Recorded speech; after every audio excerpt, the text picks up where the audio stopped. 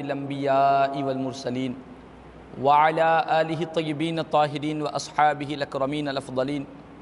وعلى من والاہم وتبعہم وسار علی نہجہم واستنى بسنتہم الی یوم الدین اما بعد فقد قال اللہ تبارک وتعالی فی شان عظمت حبیبہ الکریم اعوذ باللہ من الشیطان الرجیم بسم اللہ الرحمن الرحیم ان اللہ وملائکتہ یصلون علی النبی یا ایھا الذین آمنوا صلوا علیہ وسلموا تسلیما اللہم صلی علی سیدنا مولانا محمد وعلی آل سیدنا مولانا محمد وبارک وسلم صلاۃ وسلاما علیک یا سیدی یا حبیبی یا رسول اللہ صلی اللہ تعالی علیہ وسلم۔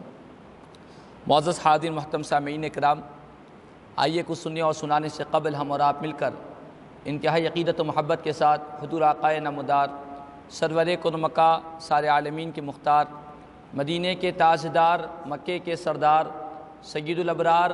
جناب احمد مصطفیٰ محمد مصطفیٰ صلی اللہ تعالی علیہ وسلم کی بارگاہ میں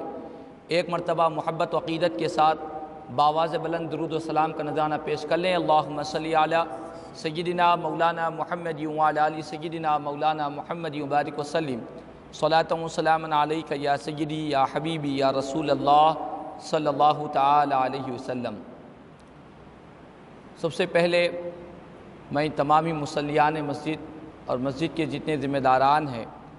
ان تمام کو اور بالخصوص مؤذن صاحب کو بھی مبارکباد پیش کرتا ہوں کہ الحمدللہ کہ گزشتہ اتوار کے مقابل آج الحمدللہ لوگوں کی تعداد میں اضافہ ہو چکا ہے، اور گزشتہ میں نے عرض بھی کیا تھا کہ جو حضرات آ رہے ہیں اس دینی پروگرام میں وہ اپنے ساتھ ضرور بضرور کم از کم ایک یا دو افراد کو ساتھ میں لا لیں، تاکہ جب تک اللہ اور اس کے رسول کی بات ہوتی رہے، وہ سنتے رہے، ان کے دلوں میں اللہ اور اس کے رسول کے محبت دلوں میں پیدا ہوتے رہے، تو وہ جو اجر و ثواب ہے ان کے اجر و ثواب میں اللہ تعالی ہمارا بھی حصہ عطا فرمائے گا۔ تو اسی لیے الحمدللہ گزارش ہے، اور مزید جو نئے افراد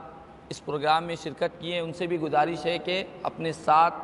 چند دوست احباب کو ان دینی پروگراموں میں، دینی محافل میں، دینی مجالس میں ضرور شرکت کرے۔ اس سے اللہ تعالیٰ مردہ دلوں میں زندگی پیدا فرماتا ہے۔ اور الحمدللہ آج کے اس ہفتہ واری پروگرام میں ہمارے مسجد خلیفہ کے نائب سابقہ صدر صاحب محترم المقام علی جناب محمد سید شاہ اشرف حسینی صاحب تیغ برہنہ دامت برکاتہم العالیہ بھی آج ہمارے درمیان تشریف فرما ہے، جو گلبرگہ شریف کی بارگاہ میں ایک بڑی معزز بارگاہ ہے، اس اللہ کے ولی کی آپ خاندان مبارک سے ہے۔ آپ بھی آج ہمارے درمیان میں تشریف فرما ہے، یہ ہمارے لیے بڑی ہی سعادت مندی کی بات ہے۔ اس مختصر سے وقت میں جس موضوع پر میں خطاب کرنا چاہ رہا ہوں انشاءاللہ تبارک و تعالیٰ کہ اللہ تبارک و تعالیٰ نے ہم تمام کو جس امت میں پیدا فرمایا، یہ امت کو امت محمدیہ صلی اللہ علیہ وسلم کہتے ہیں۔ ہم پیارے آقا کریم صلی اللہ تعالیٰ علیہ وسلم کی امت میں اللہ نے پیدا فرمایا۔ اس امت کی کیا شان، اس امت کی عظمت، اس امت کی فضیلت کیا ہے، اس کی عظمت کیا ہے، اس کا مقام کیا ہے؟ اس کی عظمت اور اس کے مقام کو سب سے پہلے ہم قرآن کریم میں دیکھیں گے۔ اللہ تبارک و تعالیٰ نے اس امت محمدیہ کی فضیلت بیان کرتے ہوئے پیارے آقا کریم صلی اللہ علیہ وسلم کی یہ جو امت ہے، ہماری فضیلت اور عظمت کو اللہ تبارک و تعالیٰ نے قرآن کریم میں دوسرے پارے کے آغاز میں ارشاد فرمایا، وَكَذَلِكَ جَعَلْنَاكُمْ أُمَّةً وَسَطًا لِتَكُونُوا شُهَدَاءَ عَلَى النَّاسِ۔ اللہ تبارک و تعالیٰ نے فرمایا کہ اے میرے محبوب کی امتیوں، اے وہ لوگوں جس نے میرے محبوب پر ایمان لائے ہیں، جو ان کی غلامی کا پٹا اپنے گلوں میں ڈالے ہوئے ہے، اللہ نے تم کو امت وسط بنایا ہے۔ امت وسط کیا چیز ہے؟ تو امت وسط کا معنی ہے کہ درمیانی امت بنایا ہے۔ امت محمدیہ کو اللہ تبارک و تعالیٰ نے قرآن کریم میں ارشاد فرمایا کہ اے امت محمدیہ، ہم نے تم کو درمیانی امت بنایا ہے۔ درمیانی امت اللہ نے ہم کو بنایا ہے، یہ عظمت بیان فرما رہا ہے، لیکن درمیانی امت کا مقصد کیا ہے؟ درمیانی امت رہنے میں ہم کو کیا فضیلت محسوس ہو رہی ہے؟ تو اس آیت کی تفسیر میں مفسرین اکرام بیان کرتے ہیں کہ دیکھو ہر چیز کا جو درمیانی حصہ ہوتا ہے وہ سب سے عمدہ ہوتا ہے، سب سے قیمتی ہوتا ہے۔ مفسرین اکرام بیان کرتے ہیں کہ انسان اپنی زندگی پر غور کرے۔ ایک انسان کی زندگی کا آغاز کے 3 دور ہوتے ہیں، ایک بچپن کا دور ہوتا ہے، اور ایک شباب یعنی جوانی کا دور ہوتا ہے، اور ایک تیسرا دور ہوتا ہے وہ بڑھاپے کا دور ہوتا ہے۔ انسان کی زندگی میں ان تینوں دوروں میں سب سے زیادہ پسندیدہ اگر کوئی دور ہے، سب سے زیادہ لوگوں کے لیے فائدہ مند اگر کوئی دور ہے تو وہ درمیانی کا دور ہے، وہ جوانی ہے، جس میں انسان بہت سارے کام انجام دیتا ہے۔ تو انسان کی ساری زندگی میں جو درمیانی وقت ہے وہ جوانی کا ہے۔ تو جو چیز درمیان کی ہوتی ہے، جو چیز درمیان کی ہوتی ہے، وہ چیز کا رتبہ، اس کا مقام بہت اونچا ہوتا ہے، وہ سب سے عمدہ ہوا کرتی ہے۔ اسی لیے اللہ تبارک و تعالیٰ نے فرمایا کہ اے امت محمدیہ، ہم نے تم کو درمیانی امت کی شان عطا فرمائی۔ جس طرح انسان کی زندگی میں 3 دور ہوتے ہیں، بچپن میں انسان کمزور رہتا ہے، بڑھاپے میں پھر کمزوری آ جاتی ہے، طاقت اور قوت کا جو دور ہے، کام کرنے کا جو وقت ہے، انسان کو بلندی حاصل کرنے کا جو ٹائم ہے وہ اس کی جوانی کا ہوتا ہے۔ اسی لیے اللہ تبارک و تعالیٰ نے فرمایا کہ جس طرح درمیانی چیز عمدہ ہوتی ہے، اسی طرح امت محمدیہ ہم نے تم کو درمیانی امت بنایا ہے۔ تم سب سے عمدہ امت ہو، سب سے بہترین امت ہو، سب سے اعلیٰ امت ہو، اللہ نے تم کو بہت اونچا مقام عطا فرمایا ہے۔ اسی لیے قرآن کریم میں اللہ تبارک و تعالیٰ نے امت محمدیہ کی ایک شان تو یہ بیان کیا کہ یہ درمیانی امت ہے، ہر چیز کا درمیانی حصہ بہت عمدہ ہوتا ہے۔ اسی طرح تمام امتوں میں سب سے عمدہ اگر کوئی امت ہے تو آپ اور ہم امت محمدیہ کو اللہ نے شمار فرمایا ہے۔ دوسری بات، اللہ تبارک و تعالیٰ نے قرآن کریم میں ارشاد فرمایا لِتَكُونُوا شُهَدَاءَ عَلَى النَّاسِ، تم درمیانی امت کے ساتھ ساتھ تم تمام لوگوں پر گواہ ہو، سارے لوگوں پر گواہ ہو۔ گواہ کے کیا معنی ہیں اور امت محمدیہ کو گواہ کیوں قرار دیا گیا؟ اس آیت کی تفسیر میں اور دیگر آیات کی تفسیر میں مفسرین کرام بیان کرتے ہیں کہ جب قیامت کا میدان ہوگا، قیامت کا میدان ہوگا، تمام انبیاء کرام اور تمام انبیاء کرام کی جتنی امتیں تھیں وہ تمام کے تمام قیامت کے میدان میں جمع ہوں گے۔ اس وقت وہ رب کی بارگاہ میں یہ عرض کریں گے کہ مولا تیری بارگاہ سے ہم کو کوئی ڈرانے والا نہیں آیا، تیری بارگاہ سے کوئی تیری طرف بلانے والا کوئی نہیں آیا، اسی لیے ہم گمراہ ہو گئے، اسی لیے ہم کفر و شرک میں پڑے رہے، گمراہی میں پڑے رہے، ہم کو کسی نے بلایا نہیں، ہم کو کسی نے تیرے راستے کی طرف نہیں بلایا۔ تمام انبیاء کرام کی سابقہ امتیں انبیاء کرام کو جھٹلا دیں گے، کہیں گے کہ ہمیں کسی نے نہیں بلایا۔ تو اس وقت انبیاء کرام رب کی بارگاہ میں عرض کریں گے کہ مولا جس وقت تو نے ہم کو دنیا میں بھیجا، ہم نے ان قوموں کو تیری طرف بلایا، رات دن ہم ان کو اللہ کی طرف بلاتے رہے، دین کی طرف بلاتے رہے، لیکن ان لوگوں نے تیری طرف آنے کے بجائے یہ اور دشمن ہو گئے، اور تیری طرف بلانے والوں کو انہوں نے قتل کیا، تیری طرف بلانے والوں کے ساتھ انہوں نے ظلم کیا۔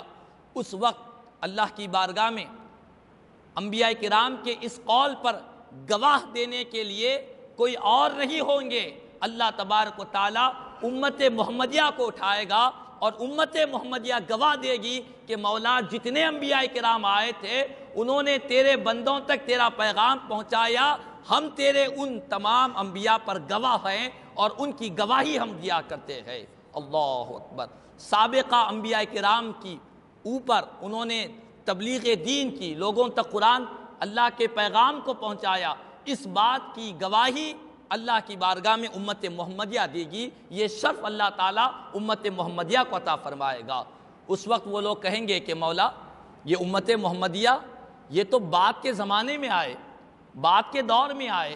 حضرت آدم علیہ السلام سے لے کر عیسیٰ علیہ السلام تک اس امت محمدیہ کا کوئی وجود نہیں تھا، یہ کیسے گواہی دیں گے؟ ان کی گواہی کیوں قبول کی جائے گی؟ یہ گواہی کے لائق نہیں ہے۔ تو اس وقت قرآن میں اللہ نے بیان فرمایا وَيَكُونَ الرَّسُولُ عَلَيْكُمْ شَهِيدًا، تمام امت محمدیہ جب اللہ کی بارگاہ میں انبیاء کرام کی حقانیت و صداقت پر گواہ دیں گے، اور امتیں کہیں گی کہ یہ لوگ تو اس وقت موجود نہیں تھے، اس وقت اللہ تعالیٰ ہمارے اور آپ کے پیارے آقا جن کے ہم امتی ہیں اس رسول اکرم صلی اللہ علیہ وسلم کو ساری دنیا کے لوگوں پر گواہ قرار دے گا، اور وہ گواہی دیں گے، پیارے آقا گواہی دیں گے کہ اے میرے رب، یہ جتنے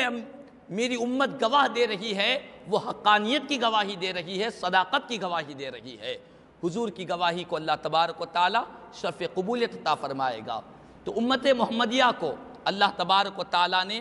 گواہ بنائے گا، یہ شرف امت محمدیہ کو نوازے گا، یہ مقام اللہ تعالیٰ امت محمدیہ کو عطا فرمائے گا۔ اور قرآن کریم میں اللہ تبارک و تعالیٰ نے اس امت محمدیہ کی فضیلت اور عظمت کو بیان کرتے ہوئے فرمایا کنتم خیر امت اخرجت للناس تأمرون بالمعروف وتنہون عن المنکر۔ اللہ تبارک و تعالیٰ نے قرآن کریم میں واضح طور پر فرمایا کہ اے لوگو، جتنی تمام امتیں گزری ہے، حضرت آدم علیہ السلام سے لے کر ہمارے پیارے آقا کریم صلی اللہ تعالی علیہ وسلم تک جتنی امتیں گزری ہے، اللہ تبارک و تعالیٰ نے فرمایا ان تمام انبیاء کرام کی امتوں میں سب سے بہترین اگر کوئی امت ہے تو اللہ نے فرمایا وہ امت محمدیہ ہے، جو سب سے افضل ہے، سب سے بہترین ہے، خیر امت کے لقب سے اللہ نے نوازا ہے۔ کنتم خیر امت، تم بہترین امت ہو، اخرجت للناس، تم لوگوں کے فائدے کے لیے نکالے گئے ہو، سارے انسانوں کے لیے فائدے کے لیے، خاص طبقے کے لیے نہیں آئے ہو، ساری انسانوں کے لیے، سارے روئے زمین کے انسانوں کے لیے اللہ نے تم کو منتخب کیا ہے۔ سب کی ہدایت کے لیے تم دنیا میں کام کرتے رہو گے، سب کو گمراہی سے بچانے کے لیے تم لوگوں کو بھلائی کا حکم دیتے رہو گے اور برائی سے منع کرتے رہو گے۔ یہ امت محمدیہ کی فضیلت قرآن کریم میں اللہ تبارک و تعالیٰ نے بیان فرمایا۔ حدیث شریف میں پیارے آقا کریم صلی اللہ تعالیٰ علیہ وسلم نے امت محمدیہ کی شان اور اس کی عظمت کو بیان فرماتے ہوئے ارشاد فرمایا، طبرانی شریف کی حدیث پاک ہے، پیارے آقا فرماتے ہیں الجنت حرمت الجنت علی الانبیاء حتی ادخلہا۔ پیارے آقا فرماتے ہیں تمام انبیاء کرام پر اللہ نے جنت کو حرام کر دیا ہے جب تک میں جنت میں داخل نہ ہو جاؤں۔ جب تک میں جنت میں داخل نہیں ہوں گا کوئی نبی جنت میں داخل نہیں ہو سکیں گے۔ آقا فرماتے ہیں جب تک انبیاء کرام پر جنت حرام ہوگی، یعنی وہ جنت میں اس وقت تک داخل نہیں ہو سکیں گے جب تک میرے قدم مبارک جنت میں نہ چلے جائے۔ حضور کے قدم جب جنت میں پڑیں گے تو تمام انبیاء کرام جنت میں داخل ہوں گے۔ اور آقا فرماتے ہیں یہ میری شان ہے، یہ میری عظمت ہے کہ میرے داخلے کے بغیر انبیاء کرام جنت میں داخل نہیں ہو سکتے۔ اور پیارے آقا کریم صلی اللہ علیہ وسلم نے یہ بھی فرمایا وَحُرِّمَتْ عَلَى سَائِرِ الْأُمَمْ حَتَّى تَدْخُلَهَا أُمَّتِي۔ پیارے آقا فرماتے ہیں کہ جنت تمام امتوں پر حرام ہوگی جب تک میری امت جنت میں داخل نہ ہو جائے۔ اللہ اکبر، میری امت کا جنت میں داخلہ نہ ہو جائے، میری امت جب تک جنت میں چلی نہ جائے جب تک کوئی امت جنت میں داخل نہیں ہو سکتی۔ یہ فضیلت اللہ تبارک و تعالیٰ نے ہم امت محمدیہ کو عطا فرمایا ہے۔ پہلے امت محمدیہ داخل ہوں گے،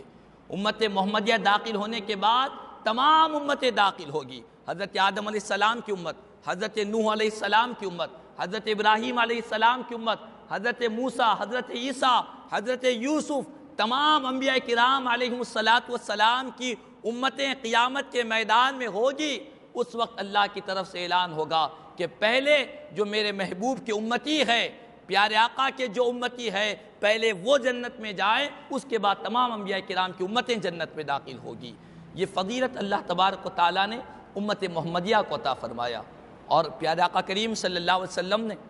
ارشاد فرمایا کہ سابقہ جو امتیں گزری ہے اور یہ جو امت محمدیہ ہے، اگرچہ کہ یہ امت آخری میں آئی ہے، یہ امت محمدیہ کا وجود آخری میں آیا ہے اور تمام انبیاء کرام کی امتیں پہلے آ چکی ہے، لیکن آقا فرماتے ہیں جنت میں جانے والوں کی جو تعداد ہوگی، جنت میں جو لوگ داخل ہوں گے ان کی تعداد کے بارے میں قربان جائے رحمت للعالمین صلی اللہ علیہ وسلم نے نہ صرف جنت کی کیفیت کو بیان کیا بلکہ جنت میں داخل ہونے والوں کی صفوں کا بھی ذکر فرما دیا۔ جنت میں جتنی صفیں جنت میں جائے گی پیارے آقا نے بیان فرمایا۔ جامع ترمذی شریف کی حدیث پاک ہے، نبی کریم صلی اللہ علیہ وسلم نے ارشاد فرمایا حدیث پاک میں، پیارے آقا فرماتے ہیں اہل الجنتی عشرون و مئۃ صف، پیارے آقا فرماتے ہیں تمام جنتیوں کی جو صفیں ہوں گی وہ کل 120 صفیں ہوں گی۔ 120 صفیں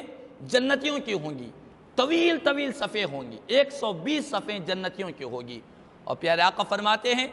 ان 120 صفوں میں حضرت آدم علیہ السلام کی امت سے لے کر قیامت تک آنے والے سارے انسان جو جو جنت میں جانے کے مستحق ہے وہ تمام کے تمام 120 صفوں میں آ جائیں گے۔ لیکن حضور نے فرمایا کہ لیکن یاد رکھ لو ان 120 صفوں میں میری امت اور تمام انبیاء کرام کی امتوں کا معمول یہ ہوگا،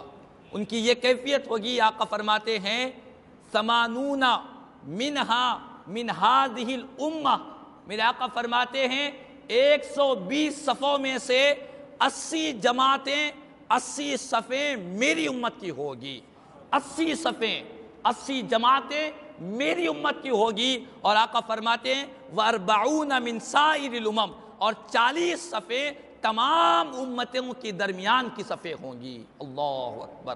تو یہ فضیلت اللہ تبارک و تعالیٰ نے امت محمدیہ کو عطا فرمایا۔ حضرت آدم علیہ السلام سے لے کر حضرت عیسیٰ علیہ السلام کی سمیت جتنی امتیں ہیں وہ تمام امتیں 40 صفوں میں آ جائے گی، اور امت محمدیہ تنہا پیارے آقا کی امت 80 صفوں میں جنت میں داخل ہوگی۔ یہ تعداد بھی امت محمدیہ کی زیادہ ہوگی، عظمت بھی امت محمدیہ کی زیادہ ہوگی۔ دنیا میں بھی اللہ نے امت محمدیہ کے لیے آسانیاں پیدا فرمایا، مرنے کے بعد بھی قیامت کے میدان میں بھی اللہ تعالیٰ پیارے آقا کریم صلی اللہ علیہ وسلم کے صدقے طفیل میں امت محمدیہ پر ایسا کرم فرمائے گا جب تک امت محمدیہ جنت میں داخل نہیں ہوگی تب تک کوئی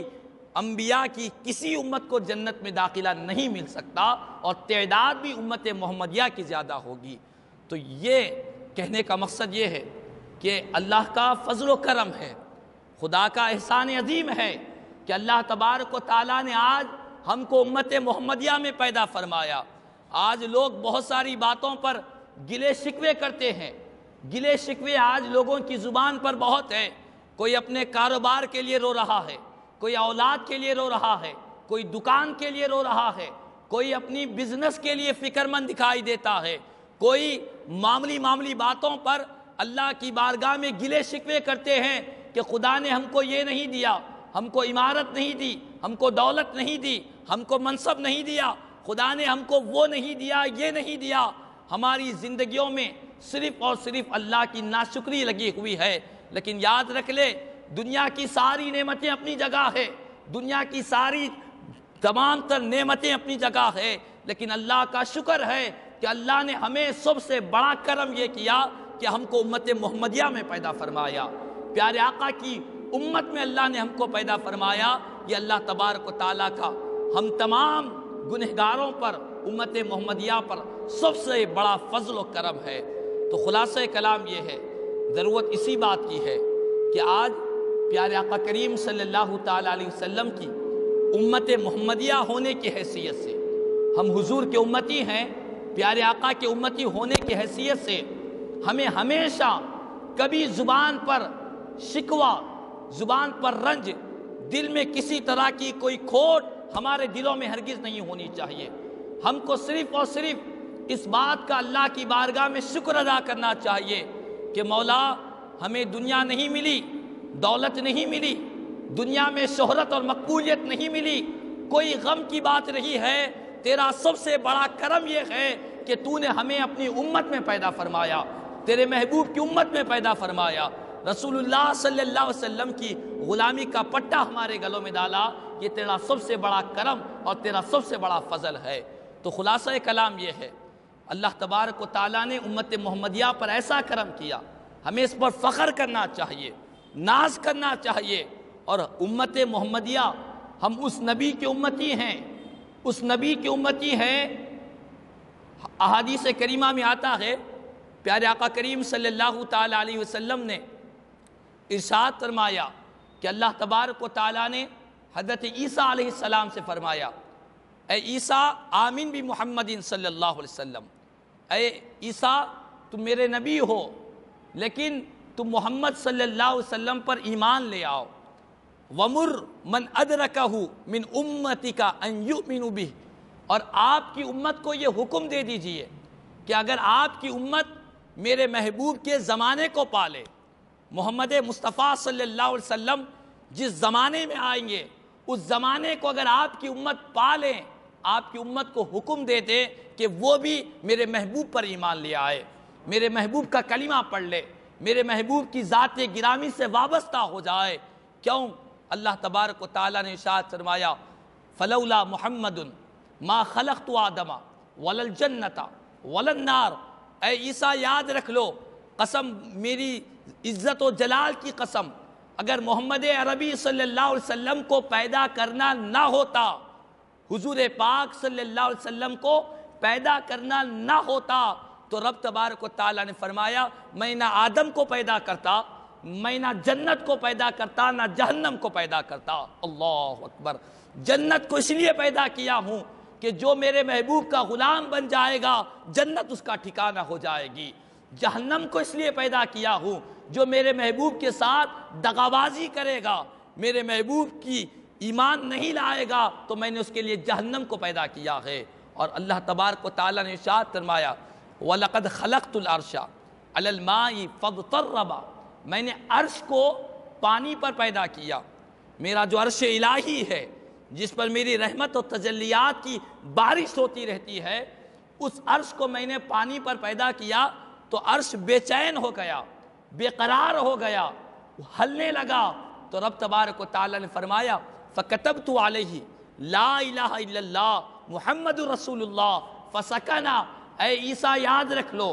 عرش جب بے چین ہو گیا تو اس عرش پر میں نے میرے نام کے ساتھ میرے محبوب کا نام کلمہ طیبہ لا الہ الا اللہ محمد رسول اللہ لکھا تو اس عرش کی بے چینی ختم ہو گئی، وہ سکون و اطمینان میں آ گیا۔ اللہ اکبر۔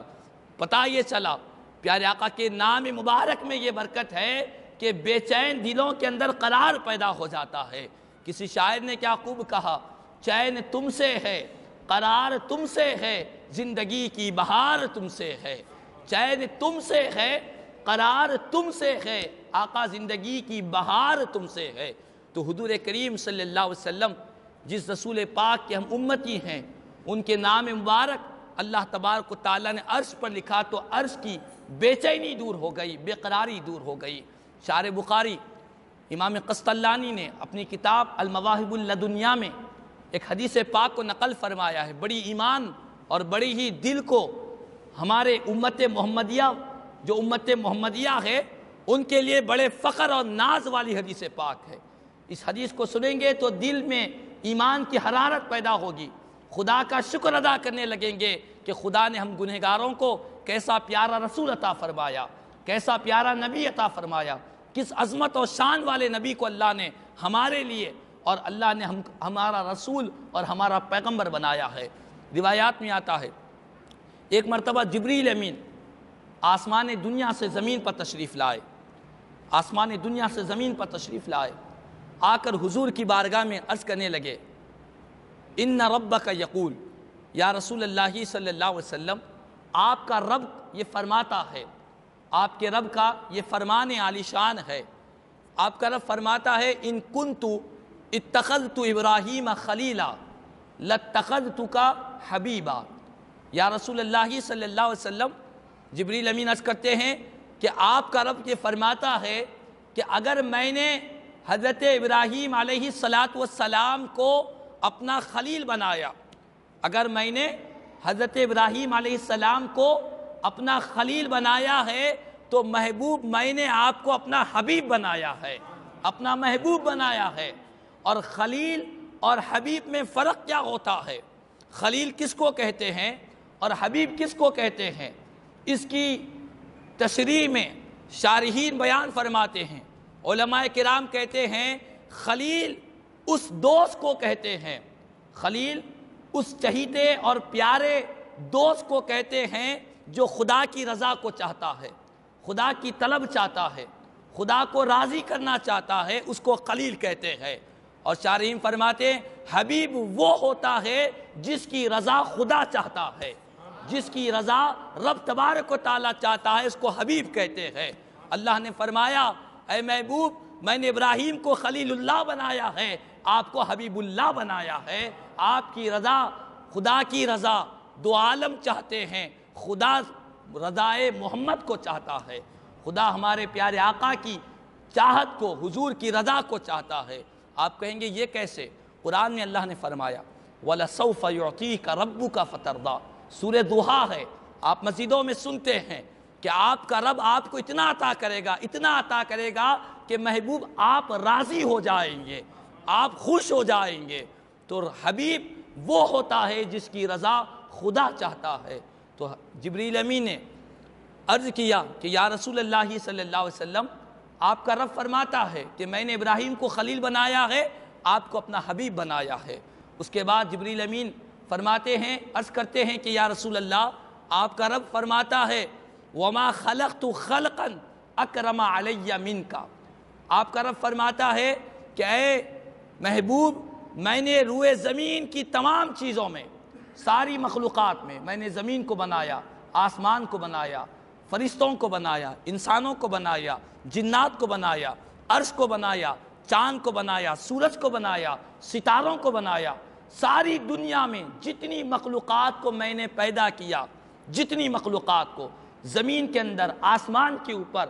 ماورائے ہر چیز کے اندر جتنی مخلوقات کو میں نے پیدا کیا، آپ کا رب یہ اعلان کرتا ہے کہ اے محبوب آپ سے زیادہ باعزت، آپ سے زیادہ مکرم، آپ سے زیادہ عظمت والا کسی مخلوق کو نہیں بنایا۔ سب سے افضل میں نے آپ کو بنایا، سب سے اعلیٰ میں نے آپ کو بنایا، سب سے ارفع میں نے آپ کو بنایا، سب سے پیارا میں نے آپ کو بنایا، سب سے زیادہ محبوب کسی کو بنایا ہے اے حبیب میں نے آپ کی ذات گرامی کو بنایا ہے۔ اللہ اکبر۔ اور اس کے بعد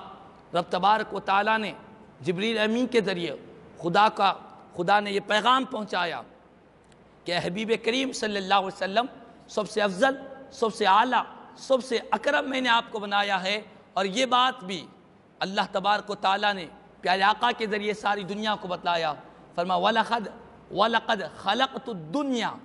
وَأَهْلَهَا لِأُعْرِفَهُمْ مَنْزِلَتَكَ عِنْدِي، رب تبارک و تعالیٰ نے فرمایا کہ اے محبوب میں نے آپ کی ذات گرامی کو جب بنایا ہوں، پیدا کیا ہوں، سب سے افضل بنایا ہوں، یہ بات بھی ذہن نشین کر لے، پھر میں نے یہ دنیا کو کیوں بنایا؟ دنیا کی پیدائش کا مقصد کیا ہے؟ دنیا کو کس لیے بنایا گیا؟ تو رب نے فرمایا میں نے دنیا کو اور دنیا میں رہنے والی ساری مخلوقات کو اس لیے پیدا کیا کہ قیامت کے دن آپ کا رتبہ اور منزل دنیا والوں کو بتلا دوں، آپ کے مقام و مرتبے کو دنیا والوں کو بتا دوں، آپ کا جو رتبہ ہے میری بارگاہ میں، جو مقام ہے میری بارگاہ میں، آپ کی جو عظمت ہے، جو شان ہے، جو علو مرتبت ہے، وہ تمام چیزیں میں دنیا کو بتلاؤں، اسی لیے میں نے ساری دنیا کو اور دنیا والوں کو پیدا فرمایا ہے۔ اللہ اکبر۔ اور آخری کلمہ حضرت جبریل امین نے رب آقا کی بارگاہ میں عرض کیا کہ آپ کا رب فرماتا ہے لو لا کا ما خلقت الدنیا، اے حبیب اگر آپ کو بنانا مقصد نہ ہوتا تو میں دنیا کو ہی پیدا نہیں کرتا۔ تو آپ کو پیدا کیا گیا ہے، آپ کی پیدائش کی وجہ سے ساری کائنات پیدا ہو گئی ہے، آپ وجہ تخلیق کائنات ہے، ساری کائنات کی تخلیق کے وجہ آپ ہے، مقصود آپ ہے، مطلوب آپ ہے، مراد آپ ہے، اسی لیے اللہ تبارک و تعالیٰ نے ساری دنیا کو پیدا فرمایا۔ خلاصہ کلام یہ ہے، ضرورت اسی بات کی ہے کہ ہم امت محمدیہ ہے، ہم کو اپنا رتبہ سمجھنا چاہیے، اپنا مقام سمجھنا چاہیے، ہمیں اللہ کا شکر ادا کرنا چاہیے کہ اللہ نے ہمیں امت محمدیہ میں پیدا فرمایا، حضور کی امت میں پیدا فرمایا۔ اور پیارے آقا فرماتے ہیں کہ لوگوں یہ خیال مت کرو کہ میری امت کو قیامت کے دن میں صرف صحابہ کرام کو پہچانتا ہوں جنہوں نے مجھ کو دیکھا، اور میں نے ظاہری حیات مبارکہ میں جن کو دیکھا صرف میں انہی کو پہچانتا ہوں یہ خیال نہیں کرنا۔ حدیث کے الفاظ ہے، میرے آقا فرماتے ہیں عارف امتی بین الامم، قیامت کے میدان میں جہاں اولین و آخرین ہوں گے، حضرت آدم علیہ السلام سے لے کر قیامت تک سارے انسان ہوں گے جن کی تعداد بے شمار ہوگی، پیارے آقا فرماتے ہیں ان تمام امتوں کے درمیان میں میں میری امت کو پہچان لوں گا، میں اپنی امت کو جان لوں گا، میں اپنی امت سے دیکھ لوں گا۔ صحابہ کرام نے عرض کیا کہ حضور آپ اپنی امت کو کیسے پہچانیں گے؟ کیف تعرف امتک، پیارے آقا امت کو کیسے پہچانیں گے؟ پیارے آقا فرماتے ہیں، حدیث پاک 2 ہے، آقا فرماتے ہیں میں ایسے پہچانوں گا کہ میری جو امت نماز کے لیے، عبادت کے لیے، رب کی رضا کے لیے جب وضو کرتی ہے، ان کے وضو کے جو اعضاء وضو ہے، ان کا چہرہ ہے، ان کے ہاتھ ہے، ان کے پاؤں ہیں، ان کی پیشانی ہیں، پیارے آقا فرماتے ہیں ان کے وضو کے اعضاء قیامت کے میدان میں چمکتے رہیں گے، دمکتے رہیں گے، روشن رہیں گے۔ اور پیارے آقا فرماتے ہیں میں اپنی امت کے اعضاء وضو کی چمک سے ان کو پہچان لوں گا، اپنی امت کے وضو کے اعضاء کی روشنی سے پہچان لوں گا کہ یہ میرا امتی ہے، یہ میرا غلام ہے، یہ میرا وفادار ہے جو دنیا میں رب کی رضا کے لیے وضو کیا کرتا تھا، خدا کی عبادت کیا کرتا تھا۔ ایک آقا نے فرمایا وضو کے ذریعے، اور دوسری بات ایک دوسری حدیث شریف میں پیارے آقا سے عرض کیا گیا حضور کیف تعرف امتک، آقا قیامت کے میدان میں آپ اپنی امت کو کیسے پہچانیں گے؟ تو پیارے آقا نے فرمایا بسیماہم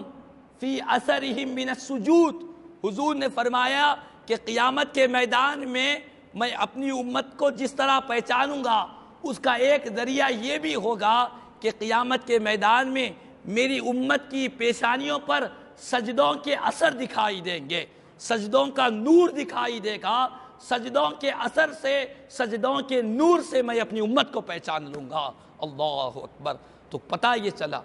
ہم جب وضو کرتے ہیں اور جب سجدہ کرتے ہیں یہ تصور کے ساتھ ہمیں وضو کرنا چاہیے، یہ یقین کے ساتھ، یہ ایمان کے ساتھ، اس محبت اور وارستگی کے ساتھ ہمیں وضو کرنا چاہیے کہ ہم آج وضو کر رہے ہیں، قیامت کے دن یہی اعضاء وضو حضور کی پہچان کے لیے ہمارے لیے بہترین ذریعہ بن جائیں گے۔ ہم جب سجدہ کریں اس یقین کے ساتھ، اس ایمان کے ساتھ سجدہ کریں اور اس محبت و وارستگی کے ساتھ سجدہ کریں کہ آج ہم یہاں سجدہ کرنے کے بعد یہ خیال کریں کہ ہمارے پیشانیوں میں نور پیدا ہوگا، قیامت کے دن ہمارے آقا، ہمارے سردار، تمام انبیاء کے امام ہمارے سجدوں کے اثر سے ہم کو پہچان لیں گے، ہم کو جان لیں گے۔ اس ایمان کے ساتھ ہمیں وضو اور سجدوں سے اپنے رشتے کو قائم کرنا ہے، وضو سے اور سجدوں سے اپنے تعلق کو قائم کرنا ہے تاکہ قیامت کے دن ہم آسانی سے پیارے آقا کی بارگاہ میں پیش ہو جائے۔ جو جتنا وضو کرے گا اس کے اعضائے وضو اتنے چمکتے رہیں گے، جو جتنے سجدے کرے گا اس کی پیشانی قیامت کے میدان میں چمکتی رہے گی۔ تو ضرورت اس بات کی ہے، خلاصہ کلام یہ ہے کہ ہم حضور کے امتی ہیں، ہمیں امتی ہونے پر فخر کرنا چاہیے، اور ساتھ ہی ساتھ ہمیں پیارے آقا نے جو فرمایا کہ وضو کی وجہ سے، سجدوں کی وجہ سے ان کے اثرات کو ان کی نورانیت کے ذریعے میں پہچان لوں گا، ہمیں وضو سے اور سجدوں سے اپنے رشتے کو قائم کرنا چاہیے۔ اللہ تبارک و تعالیٰ سے دعا ہے اللہ تبارک و تعالیٰ ہم تمام کو کہنے سننے سے زیادہ عمل کی توفیق عطا فرمائے۔ پیارے آقا کریم صلی اللہ علیہ وسلم کی امت میں اللہ نے ہمیں پیدا فرمایا، مولا اس امت کا ہمیں حق ادا کرنے کی توفیق عطا فرمائے، زیادہ سے زیادہ تیری عبادت و بندگی، تیرے محبوب کی سچی وفاداری اور غلامی کرنے کی توفیق عطا فرمائے، کہنے سننے سے زیادہ مجھے اور ہم تمام کو عمل کی توفیق عطا فرمائے، آمین ثم آمین۔